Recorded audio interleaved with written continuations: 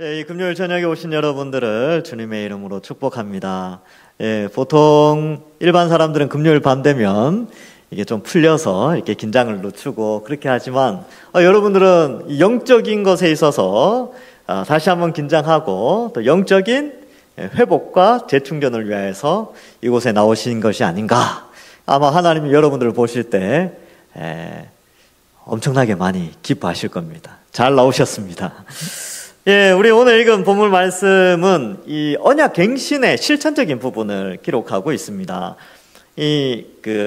남쪽 유다가 바벨론에 잡혀갔다가 1차, 2차, 3차에 걸쳐서 돌아오게 되는데 3차에 돌아올 때는 이 유다의 성벽들이 다 불타버리고 없어졌어요. 그래서 보호받지 못하는 도시, 성벽이 없고 성문이 없는 도시니까 보호받지 못하였죠.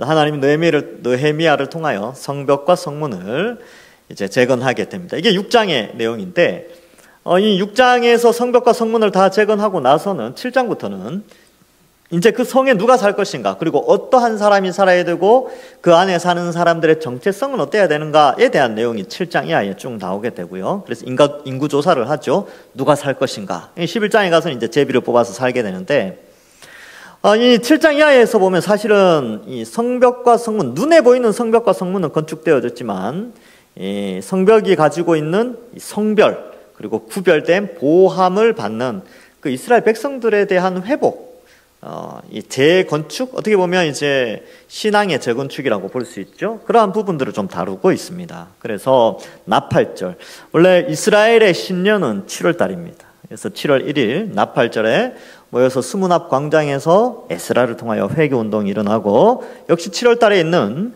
이 초막절 명절을 지내면서 말씀 부흥 사경회를 하게 되지요. 초막절이 끝났음에도 불구하고 이 사람들은 모여가지고 또 말씀 듣고 회개하고 찬양하는 그런 역사가 일어나게 됩니다. 그 내용이 이제 이 10장의 내용이지요. 그리고 찬양하고 하나님을 기억하고 다짐하고 이제 언약을 갱신하는 것을 다짐합니다. 우리는 언약 백성이니까, 하나님과 언약을 맺은 하나님의 백성이니까 이렇게 다짐하며 이렇게 실천하겠습니다 라는 것이 세 가지예요.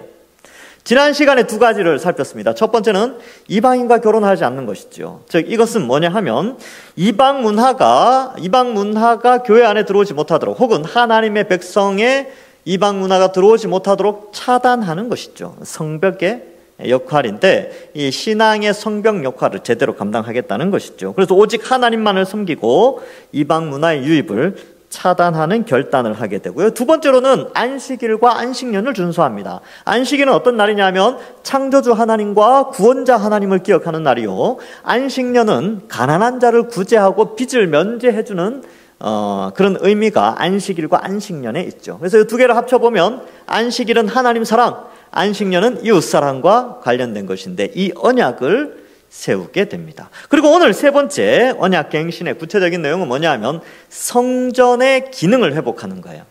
성전은 있었는데 이 느헤미야 시대보다 조금 앞서서 학개와 스가랴를 통하여서 이 4년 동안 성전이 완공되어집니다. 그런데 후대에 이제 느헤미야 시대 때 성전은 있지만 성벽이 무너져서 이 성벽 공사를 하는 거거든요. 근데 그로 말미암아 성전의 기능이 제대로 발휘하지를 못했습니다.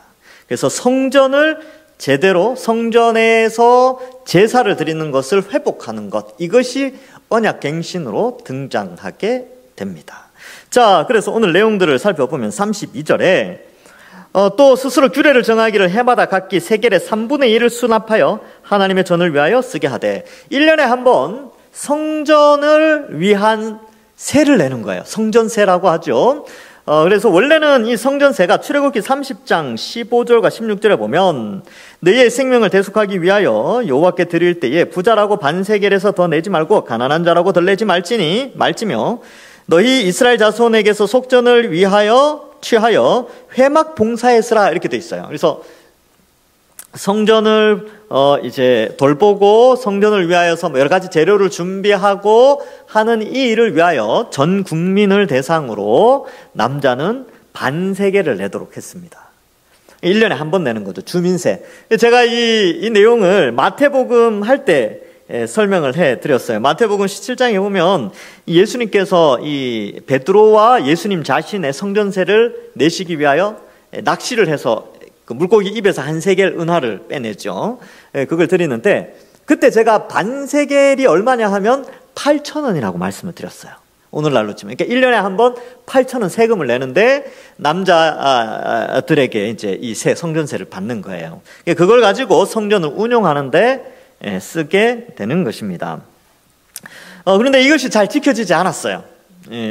역대하 24장에 보면 그 요아스 시대에 종교개혁이 한번 일어나는데 그때 요아스 왕이 이렇게 말합니다. 역대하 24장 6절과 7절에 보면 왕이 대제사장 여호야다를 불러 이르되 네가 어찌하여 레위 사람들을 시켜서 여호와의 종 모세와 이스라엘 회중이 성막을 위하여 정한 세를 유다와 예루살렘에서 거두게 하지 아니하느냐 하니 이는 그 악한 여인 아달랴의 아들들이 하나님의 전을 파괴하고 또 여호와의 전의 모든 성물들을 바알을 위하여 사용하였음이더라. 그러니까 요아스가 종교개혁을 하는데 이 대제사장 여호야다의 아래에서 이 요아스가 사실 어릴 때 7살 때 왕으로 등극하거든요. 근데 이게 자라면서 이 요아스가 자라면서 성경을 읽으면서 성전을 보니까 이 바알과 그 선대의 아주 나쁜 사람들에 의해서 이게 다 우상 숭배화 되어 버린 거예요.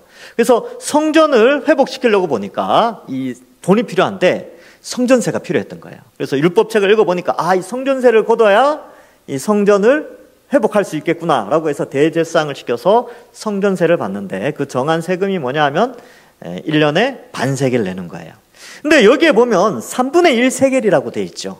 이 페르시아 시대 때의 3분의 1 세겔의 은의 무게와 구약 이스라엘 시대, 그 옛날 그 율법이 선포되어질 때의 그 유대 화폐의 2분의 1, 절반, 반 세겔의 무게가 비슷합니다. 그래서 비슷한 무게를 측정해서 페르시아 화폐 단위에 맞게 그 무게를 측정해서 페르시아 화폐 단위로는 3분의 1 세겔을 내게 한 것입니다. 그래서 요거 이제 궁금해 하시는 분들이 있어서 제가 설명을 해 드리는 것입니다. 자, 그래서 성전세를 내게 했어요. 왜 그렇게 내게 했느냐? 33절에 그 이유가 나옵니다.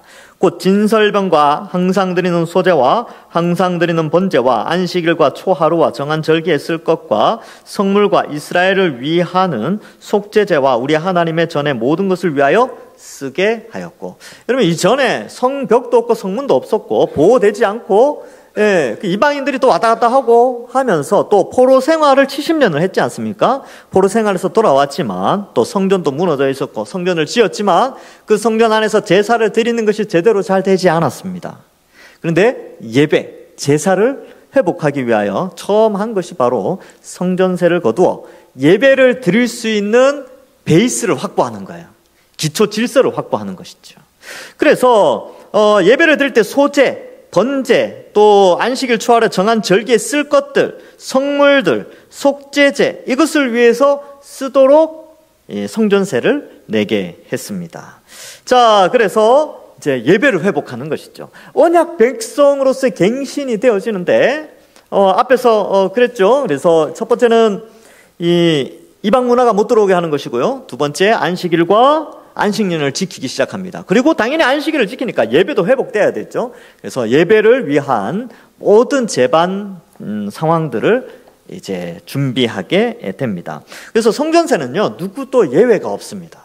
무조건 다 내야 되는 필수 세금이었어요. 그러니까 다 내야, 우리 주민세 내지 않습니까? 그죠? 주민세 요즘 얼마입니까? 7,000원입니까? 6,000원입니까? 7,000원입니까? 하여튼 그 정도 해마다 내듯이 이스라엘 백성들은, 유다 백성들은 이 성전세를 의무적으로 내어 성전을 수리하고 운용하고 예배를 드리는 일로 이것을 귀하게 썼습니다. 또 하나가 34절에 나오는데 이 예배를 회복하고 제사를 회복하기 위해서는 제단에서 불을 사르기 위해서는 어때야 되냐면 나무가 있어야 되죠.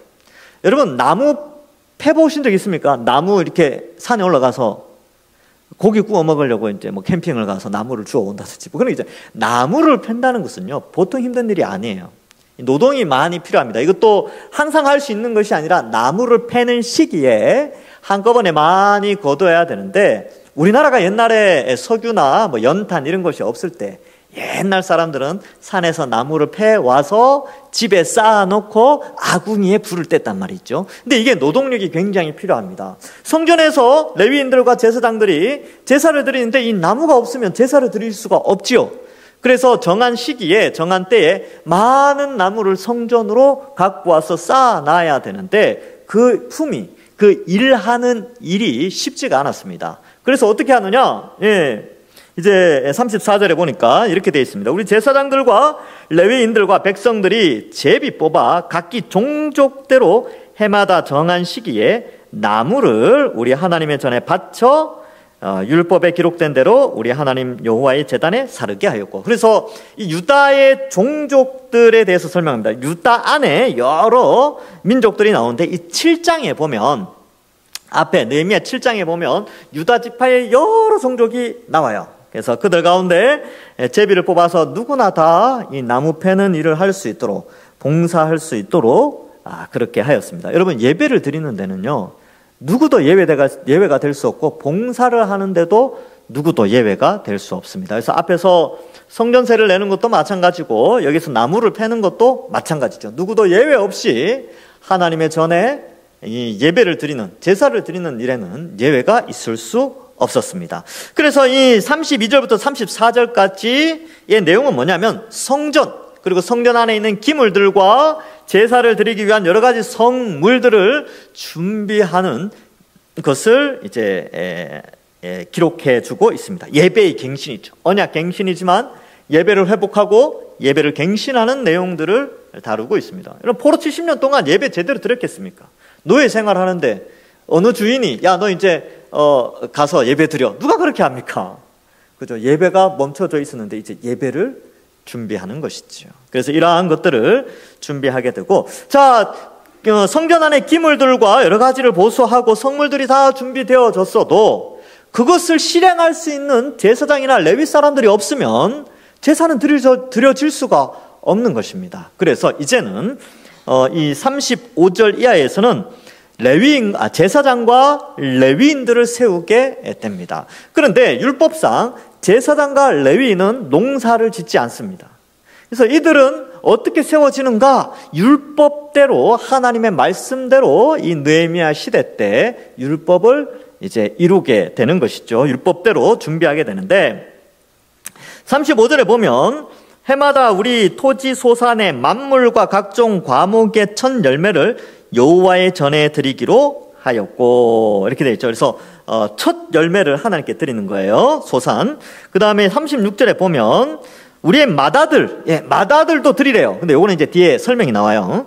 설명을 해드릴게요. 마다들과 가축의 처음 난 것, 소와 양의 처음 난 것을 율법에 기록된 대로 우리 하나님 전으로 가져다가 우리 하나님 전에서 섬기는 제사장들에게 주고라고 되어져 있습니다. 자, 그래서 35절에 첫 소산을 주는 것에 대해서는 출애굽기 23장 16절에 맥추절을 지키라, 이는 네가 수고하고 밭에 뿌린 것의 첫 열매를 거둠이니라 라고 되어 있기 때문에 첫 열매는 하나님께 드리는 것입니다. 근데 이 첫 열매의 소유는 제사장과 레위인들이 가져가게 되는 것이죠. 민수기 18장 13절부터 16절에 보면 제사장들에게 이 메시지를 전달하는 거예요. 그들이 여호와께 드리는 그 땅에 처음 익은 모든 열매는 내 것, 여기 내 것이 누구냐 하면 제사장들이에요. 제사장들의 것이니 내 집에서 정결한 자마다 먹을 것이라, 이스라엘 중에서 특별히 드린 모든 것은 네 것이 되리라, 이렇게 기록합니다. 여호와께 드린 모든 생물의 처음 난 것, 첫 태생이죠. 첫 태생은 사람이나 짐승이나 다 제사장의 것이 됩니다. 그래서 처음 태어난 사람은 반드시 대속을 해야 돼요. 그러니까 사람을 제사장에 주는 게 아니에요. 대속을 하는데 대속 제물을, 이 금액을 지불하게 되는 것이죠. 처음 난 부정한 짐승도 대속하는데, 그 사람을 대속할 때는 난 지 한 달 후에 네가 정한 대로 성소의 세겔을 따라 5세겔로 대속하라. 이게 무슨 말이냐면, 첫 태생은 사실 하나님 거예요. 이것은 6월절 날 생겼는데, 이집트에서 하나님이 장자를 치는 재앙이 있죠. 장자를 칠 때 유대인들, 이스라엘, 이제 문설주에 어린 양의 피를 바른 곳은 넘어가게 되지만 사실 그 첫 아들은 하나님의 소유가 되어집니다. 그런데 피를 발랐기 때문에 넘어갔죠. 그래서 하나님께서 마다들은 다 하나님 것이다. 근데 그 아들을 하나님께 바친다라는 의미에서 그에게 은 5세겔로 대속하도록 했습니다. 그래서 첫 아들이 태어나면요, 은 5세겔을 성전에 이렇게 드리는 것이죠. 제 아들이 하나님 것인데 이것으로 대속합니다. 이렇게 하는 거고요. 그 다음에 첫 태생들이 태어나면 하나님께, 양이 이제 처음으로 암양이 처음으로 임신을 하잖아요. 새끼를 베잖아요. 그것은 새끼가 태어나면 하나님께 제물로 바쳐지게 되고, 그 다음 거부터는 이제 그 사람의 소유가 되는 그런 형태를 취하였다는 것이지요. 그래서 이 첫 태생을 드림으로 말미암아 그들의 머릿속에는 뭘 생각하냐면, 애굽에서 장자를 칠 때 하나님이 우리를 구원하셨다라는 걸 기억한다는 거예요. 자, 그래서 이것을 이제 회복하게 되고, 그런데 이 첫 태생으로 주어진 것들은 다 제사장의 소유가 되는 것입니다. 그래서 제사장과 레위인들, 성전 안에서 일하는 자들의 소유가 되어지는 것이죠. 앞에서도 말씀드렸다시피 제사장과 레위인들에게는 땅이 분배되지 않았습니다. 그래서 요수아를 통하여서 가나안 땅에 입성을 했을 때에 12지파 가운데 레위 지파는 제외되고 대신 요셉의 지파가 2개로 나누어져서 땅을 차지해서 12지파가 땅을 차지하죠. 왜냐하면 레위의 지파들, 그 속에 제사장과 레위인들이 있는데, 그들은 이 각 지역에서 그 도피성에서 거주하기도 하고요, 정해진 장소에서 농사를 짓는 것이 아니라 하나님께 예배드리는 일꾼으로 쓰임을 받고, 그들의 삭은 바로 이러한 형태로 주어지도록 하나님이 율법에 기록하였습니다. 자, 그래서 거기에 보면 이 제사장들에게 주게 되는 것이죠. 자, 그래서 35절에 또 36절에 그렇게 36절 끝에 보면 섬기는 제사장들에게 주고라고 되어 있는데 그들의 소유로 주게 되는 것입니다. 37절도 마찬가지입니다. 처음 익은 곡식과 과일, 기름 다 제사장에게로 가져가서 여러 방에 두고 1년 동안 쓰도록 축적하도록 합니다. 37절에 보면 처음 익은 미레가루와 거제물과 각종 과목의 열매와 새 포도주와 기름을 제사장들에게로 가져다가 우리 하나님의 전에 여러 방에 두게 됩니다. 그래서 성전 안에 방들이 있는데 거기에 이런 제물들을 여기 나오는 곡식들, 열매들, 기름 이런 것들 다 쌓아놓고 제사장들이 1년 동안 성전의 일을 하는데 부족함이 없도록 그들의 생계를 책임져 주게 됩니다. 신명기 18장 3절과 4절에는 이렇게 기록되어져 있습니다. 제사장이 백성에게서 받을 몫은 이러하니 곧 그 드리는 제물의 소나 양이나 그 앞 다리와 두 볼과 위라 이것을 제사장에게 줄 것이요 또 네가 처음 거둔 곡식과 포도주와 기름과 내가 처음 깎은 양털을 내가 그에게 줄 것이니 이렇게 기록하고 있습니다. 그래서 이러한 것들을 뿐만 아니라 또 37절 뒷부분에 보면 또 우리 산물의 11조를 레위 사람들에게 주리라 하였나니 이 레위 사람들은 우리의 모든 성읍에서 산물의 11조를 받는 자임이며 이렇게 기록하고 있습니다. 그래서 이 첫 태생과 첫 소산을 제사장들에게 갖다 두고 11조를 이제 유대인들은 농경 사회이기 때문에 11조를 수학기 때만 할 수 있었겠죠. 그죠? 수학기 때 11조를 하면 그 11조를 레위인들이 가지게 되고 그 레위인들은 그 11조, 그 받은 것의 11조를 또 제사장에게 드리게 되는 것입니다. 그래서 신명기 14장 22절에 너는 마땅히 매년 11조를 유대 사람들은 매년 드렸어요. 왜냐하면 농경사회는 1년에 한 번 수확을 하니까 매년 토지 소산의 11조를 드릴 것이며 민수기 18장 21절에는 내가 이스라엘의 11조를 레위 자손에게 기업으로 다 주어서 그들이 하는 일 곧 회막에서 하는 일을 갚나니 이렇게 표현합니다. 그래서 이건 하나님께서 주시는 거예요. 그러니까 많은 사람들이 내 11조를 레위인에게 준다 이렇게 생각하지 않았고 이 11조는 하나님이 레위인들에게 주시는 것이다 이렇게 생각을 했다는 거예요. 이 개념이 다르죠. 내가 준다라는 개념이 아니라 하나님이 주신다 이 개념이 있는 것이죠. 그래서 하나님이 주시는 값입니다. 그래서 이 레위인들은 그것을 가지게 됐지요. 레위인들이 11조를 받을 때는 아론 자손 제사장 한 사람이 함께 있어야 했습니다. 그래서 38절에 보면 레위 사람들은 11조를 받을 때에는 아론의 자손 제사장 한 사람이 함께 할 것이요. 그래서 레위인들의 11조는 아론 계열의 제사장들에게 또한 소유로 가게 되는 것입니다. 그래서 민수기 18장 26절에는 이렇게 기록되어 있습니다. 너는 레위인에게 말하여 그에게 이르라. 내가 이스라엘 자손에게 받아 너희에게 기업으로 준 11조를 너희가 그들에게서 받을 때에 그 11조의 11조를 거제로 여호와께 드릴 것이라. 이렇게 되어 있어요. 거제의 소유는 제사장에게 가거든요. 그래서 그렇게 규칙을 하나님이 율법에 기록하게 되어져 있습니다. 그래서 성전에서 일하는 사람들이 제사에 집중하고 말씀을 가르치는 데 집중할 수 있도록 하나님께서 제도적 장치를 마련했어요. 그래서 이 레위인들이나 제사장들이 이 다른 일을 하지 않도록, 그들이 궁핍하여서 밭으로 가서 일을 하지 않도록 말씀 사역과 예배 사역에 집중하도록 하나님이 율법에서 정해 놓은 것이지요. 자, 그래서 이 역대하 31장에 보면 히스기야가 종교개혁을 또 한 번 합니다. 히스기야의 종교개혁이 일어나는데 그때 막 유월절도 지키고 막 그래요. 그때 히스기야가 그때의 명령을 내립니다. 역대하 31장 5절에 보면 왕의 명령이 내리자 곧 이스라엘 자손이 곡식과 포도주와 기름과 꿀과 밭의 모든 소산의 첫 열매들을 풍성히 드렸고 또 모든 것의 11조를 많이 가져왔으며, 그래서 이것들을 성전으로 드리게 됩니다. 여러분, 여기에서 흐르는 흐름의 의미가 뭐냐 하면 제사장과 레위인들의 생계가 책임져지지 않으면 예배가 무너졌어요.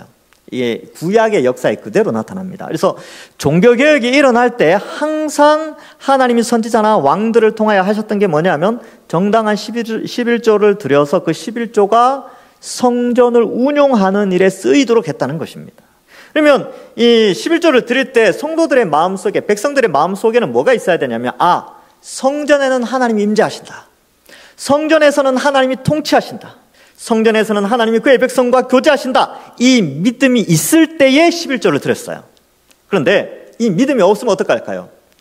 성전에 하나님 임재한다고? 성전에 무슨 하나님이 통치가 있어? 우리가 무슨 성전에서 하나님과 교제가 있어? 그냥 이렇게 종교적인 행사를 하는 거지. 이렇게 판단을 하면 11조 하지 않았어요.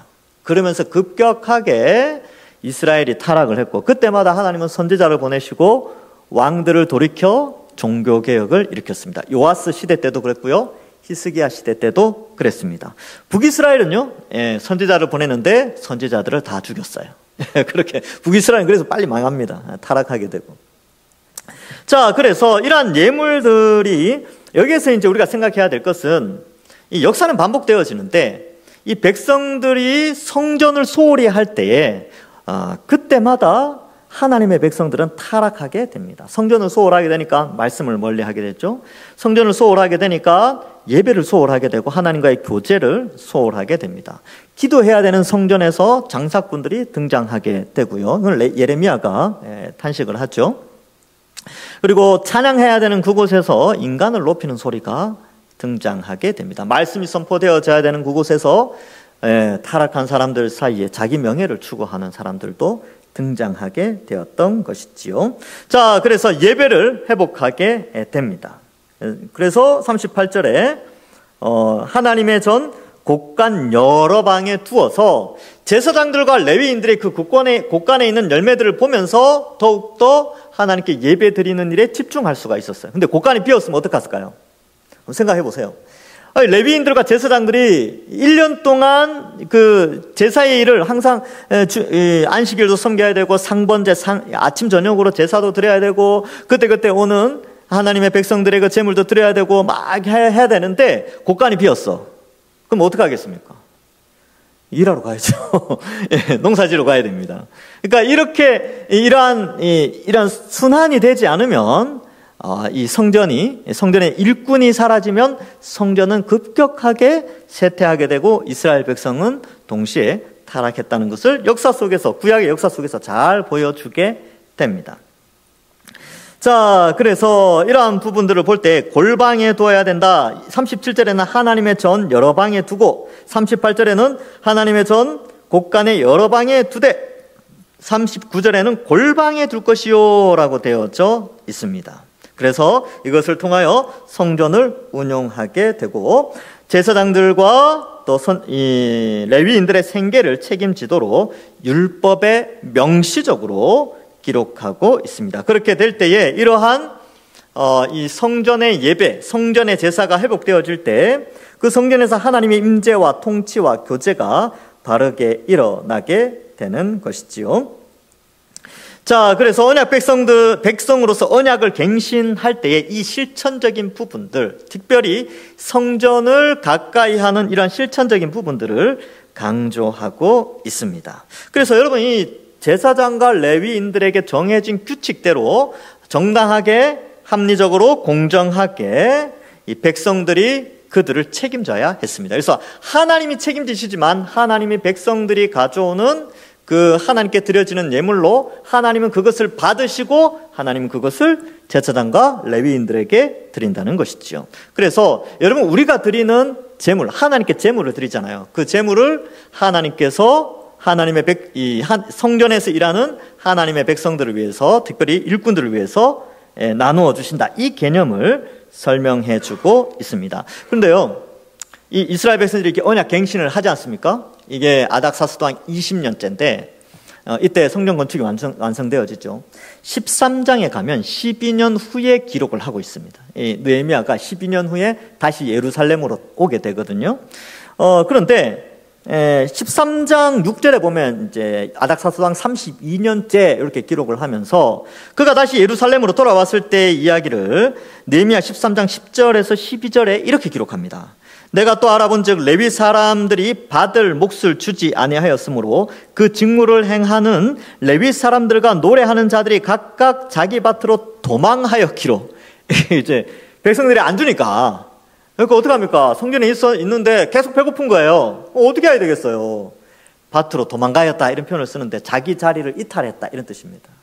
그래서 이탈하였기에 느헤미야가 와서 혼내죠. 내가 모든 민장들을 꾸짖어 이르기를 하나님의 전이 어찌하여 버림바 되었느냐 하고 곧 레위인들을 불러 모아 다시 제자리에 세웠더니 이에 온 유다가 곡식과 새 포도주와 기름의 11조를 가져다가 곳간에 드림으로. 왜 안 드렸을까요? 백성들이 왜 11조를 안 했을까요? 11조를 안 해본 사람은 압니다. 왜 안 했을까요? 아까우니까 안 했겠죠. 그리고 성전에 하나님의 임재가 없다라고 생각했기 때문에 안 드렸죠. 그래서 믿음이 없으니까 안 드리고, 안 드리니까 레위인과 제사장들은 자리를 이탈하게 되고, 그렇게 되어지니까 하나님의 전인 성전은 버려지게 되었던 것입니다. 그래서 여러분, 단순히 레위인들이 몫을 받지 못하였다는 것을 느헤미야는 어떻게 표현하냐면 너희가 하나님의 전을 버렸다, 믿음을 버렸고 신앙을 버렸다라는 것으로 표현하고 있습니다. 이스라엘과 하나님과의 관계가 멀어지는 현상, 바로 예배의 초소를 귀찮게 여기고 예배의 초소가 하나님의 임재가 없다라고 하는 그 믿음, 하나님이 없다는 믿음, 그런 무신론, 이런 것들이 퍼지게 되었던 것이죠. 왜냐하면 돈을 더 귀중하게 여겼기 때문입니다. 이때 당시에 유대의 지역은 상당히 경제적으로 어려웠어요. 경제적으로 어려우니까 더 아꼈겠죠. 그래서 11조도 아끼고 이것도 아끼고 저것도 아끼고 하다 보니까 예배가 무너지게 되었습니다. 여러분, 오늘날 목회자는 레위인이나 제사장이 아닙니다. 그래서 목회자는 여러분들의 11조로 살아가는 사람이 아니에요. 오늘날은 이제 교회 시대죠. 교회 시대. 교회 시대는 여러분들의 11조로 목회자의 몫이 정해지는 것이 아니라 교회 안에 이제 목사와 장로가 모여서, 특별히 전통적인 장로교회에서는 당회가 구성되어져서 당회에서 이 목회자의 사례를 결정하도록 그렇게 되어져 있습니다. 그래서 교회의 책임에서 당회의 책임으로 넘어가는데, 사실 당회 장로님들은 교회의 대표자들이죠. 그래서 다 같은 교회의 책무와 의무가 당회 장로님들에 의해서 실행되어지는 그런 구조로 되어져 있습니다. 자, 어쨌든 지금은 건물 성전이 없죠. 지금 우리가 있는 이 교회는요, 성전이 아닙니다. 그래서 가끔가다 교회를 성전이다, 우리 성전으로 이렇게 불러주셔서 감사합니다 이렇게 하는데, 사실 성전이 아니에요. 성전은 없어졌어요. 건물 성전은 없어졌어요. 이곳은 뭐냐면 예배당입니다. 예배당. 그래서 우리는 교회당, 예배당 이렇게 표현을 하지 성전이라고 표현하지 않습니다. 그러나 과거의 성전과 오늘날의 이 예배당과의 공통점은 뭐냐 하면 예배를 드린다라는 것에서 하나님의 임재와 말씀을 통한 하나님의 통치와 하나님과 우리 사이에 교제가 있다라는 특징은 그대로 간직하지만 성전의 개념은 없죠. 그렇기 때문에 성전이 아니기 때문에 어떤 제사장이나 레위인 개념이 없어지게 되는 것이죠. 신약 시대에는 우리가 다 성전이고 우리가 다 레위인이고 우리가 다 제사장입니다. 자, 그래서 교회 안에서는 목회자를 통하여서 예배의 인도자로 예배를 집례하는 자들로 목회자가 세워지는데 그런 의미에서는 제사장과 레위인과의 연속성은 있습니다. 그러나 이런 사례를 받고 하는 부분에 있어서는 불연속적인 요소가 있는 것이지요. 그래서 예배를 집례하고 말씀을 가르치고 또 하나님의 백성들을 돌보고 하는 이 일에 목회자들이 부름을 받아서 교회가 그들의 생계를 책임져 주게 됩니다. 자, 이러한 것들을 볼 때에 이렇게 되어질 때 우리가 생각해 봐야 하는 것은 이런 것이죠. 교회 안에 목회자가 이 예배를 집례하는데 교회가 정당한 책무를 정당하게 합리적으로 공정하게 이런 부분에 무너지게 되면 이 목회자들이요 연약해져요. 무너지게 됩니다. 그래서 너무나 지나치게 잘해주고 뭐 이렇게 하는 것은 아니지만 그 시대의 합리적인 방향에 따라서 공급을 해주면 되는 것이죠. 그렇게 될 때 목회자들은 마음껏 자신의 일들을 감당하게 되는 것입니다. 자, 그래서 공동체의 책임으로 또 성경은 공동체에 이 책임을 부여하고 있는 것이지요. 뿐만 아니라 이 성전을 운영하는데 사실 여러분들의 11조는요, 과거에는 성전을 운영했지만 지금은 교회가 이 믿음으로 성전된 우리가 성전되어졌는데 우리가 자라고 성숙하고 하나님과 교제하고 하나님과 교통하며 하나님께 예배드리는 일에 이 귀한 예물들이 쓰이게 됩니다. 그래서 여러분들이 드리는 예물들, 재직들은 꼭 참석하셔서 재직회 때 그런 거 좀 보셔야 돼요. 우리가 드린 예물이 어떻게 우리 교회에서 쓰여지는가라는 이 페이퍼가 공식적으로 다 공개되거든요. 그래서 우리 교회는 이렇게 아주 재정이 투명하게 공개가 되어집니다. 모든 것이. 그래서 그런 것을 보면서 우리의 드린 귀한 예물이 하나님께 바쳐져서 우리 교회 안에서 이렇게 쓰이는구나 라는 것을 한눈에 볼 수 있게 되는 것이죠. 뿐만 아니라 여러분들 여기에 나오는 성전세 부분이 나왔는데 여러분들이 우리 이 대수성 공사를 위하여서 특별 헌금을 했지 않습니까? 바로 그런 의미도 같은 거예요. 그래서 이 예배를 드리는 이러한 불연속적이라고 볼 때는 우리는 성전은 아니지만 연속선상에서 예배의 초소를 회복하고 수리한다는 개념에서 그런 특별 헌금 같은 경우도 귀한 의미를 가지고 있는 것이지요.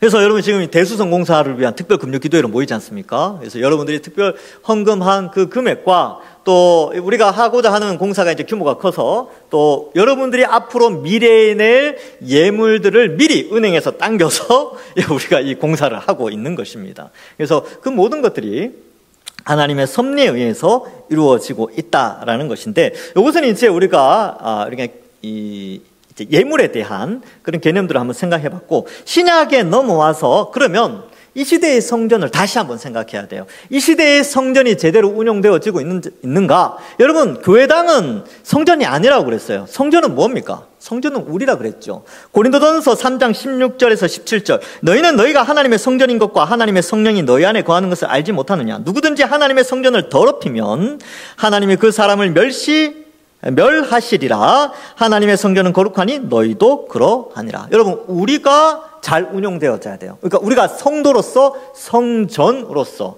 우리가 왕 같은 제사장으로서 잘 운영되어지도록 우리가 관리를 잘 해야 합니다. 그래서 베드로전서 2장 9절에 보면 그러나 너희는 택하신 족속이요 왕 같은 제사장들이요 라고 되어져 있지요. 그러면 우리 속에 또 우리가 성전이면서 제사장인데 우리가 지금 하나님의 임재와 통치와 교제를 제대로 하고 있는 성전의 역할을 하고 있는가? 내가 제사장으로서 하나님의 말씀을 가까이 하고 말씀에 순종하며 말씀을 연구하며 말씀을 배우고 가르치며 살아가고 있는가? 이것을 점검해 봐야 하는 것입니다. 오늘 이 본문을 통하여서는 지금 이스라엘 백성들은 성전을 바르게, 예배가 바르게 회복되기 위해서 많은 재정을 투입하고 그 안에서 일할 일꾼들을 세워간단 말이죠. 그럼 우리는 우리 자신의 성전되고 우리 자신이 제사장으로서의 그 역할을 잘 감당하기 위해서 우리는 얼만큼 시간을 투자하고 재정을 투자하고 있습니까?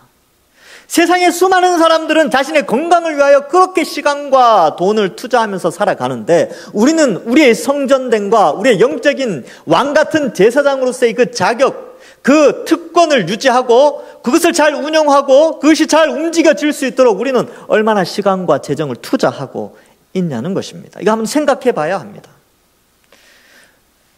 건강을 위하여서는 많은 것들을 하죠. 보약도 먹고 영양제, 저도 영양제 많이 먹습니다. 그래서 너무 많이 먹어서 간도 안 좋아지고 신장도 안 좋아지는 그런 사람도 있지만 그렇게 이제 투자를 하는 거죠. 건강을 위해서. 우리의 영적인 건강을 위해서 어떻게 투자하십니까? 찬양을 듣고 또 성경을 읽는 시간을 투자하고 재정, 이게 좋은 책들, 성경적인 아주 그런 책들을 읽는다든지 아니면 배움의 시간에 이렇게 하는 그런 것들이 있냐는 거예요. 그래서 우리가 우리의 자신들을 잘 돌봐야 된다는 것을 오늘 이 본문을 통하여서 우리는 살펴봐야 하는 것입니다. 그래서 잘 관리하셔야 됩니다. 우리가 성전입니다. 이게 종교개혁이죠. 언약 백성으로서의 갱신되는 게 뭐냐? 우리의 성전됨을 회복하고 우리의 제사장됨을 회복하는 것이 이 시대의 새 언약 백성의 갱신의 모습입니다. 말씀을 맺습니다. 여러분, 언약 갱신, 이 느헤미야 10장에서의 갱신의 모습, 이방 문화와 차단하는 거죠. 그래서 이 세상의 세속의 문화와 가까이 지내지 않는 것입니다.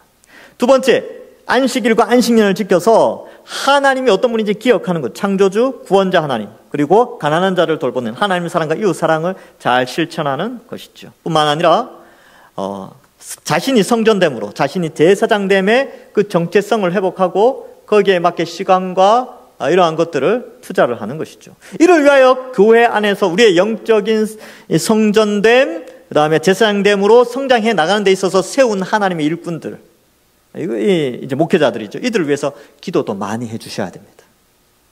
잘 말씀을 잘 전하도록. 그래 하여서 우리도 이 시대에 우리의 책임이 있습니다. 하나님의 언약 백성으로 이러한 책임들 잘 감당하셔서 하나님 앞에서 칭찬받고 정말 하나님의 언약 백성으로서 이 마지막 때에 주님 언제 오실지 곧 오실 것 같아요. 언제 오실지는 알지 못하지만 새 언약 백성으로서의 책임들 잘 감당하셔서 착하고 충성된 하나님의 자녀로 백성으로 자라나 하나님께 칭찬받으시는 모든 주의 백성들 되시기를 주님의 이름으로 간절히 축원합니다. 기도하겠습니다. 하나님 아버지 은혜를 감사합니다. 이 신약 시대에 우리를 성전으로 세우시고 우리를 제사장으로 세워주셔서 우리를 돌아볼 수 있는 시간을 허락하여 주시니 감사합니다. 우리의 성전이 무너져 있지는 않습니까? 우리가 지켜야 될 그 제사장의 레위인의 자리에서 도망가 있지는 않습니까? 하나님, 우리 자신을 돌아보고 우리 자신의 시간과 또 물질과 또 이러한 것들에 있어서 영적인 성숙을 위하여 투자하는 그런 하나님 기뻐하시는 언약 백성으로 세워지는 저희들 다 되게 하여 주옵소서. 믿음이 자라서 정말 하나님 앞에 언약 갱신된 새 언약 백성으로서의 삶을 온전히 살아가는 저희들 다 되게 하여 주실 줄 믿사옵고 감사드리오며 예수님의 이름으로 기도하옵나이다. 아멘.